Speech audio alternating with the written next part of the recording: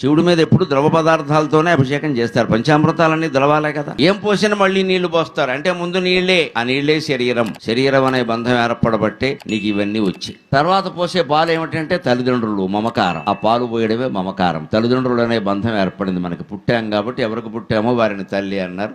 ఆ పుట్టకి బీజప్రాయమైన కారణమైన పెద్ద మనిషిని తండ్రి అన్నారు. ఇది పాల బంధం. తల్లిదండ్రుల బంధం పాలలాగా స్వచ్ఛంగా ఆర్ద్రంగా మమకారంతో ఉంటుంది.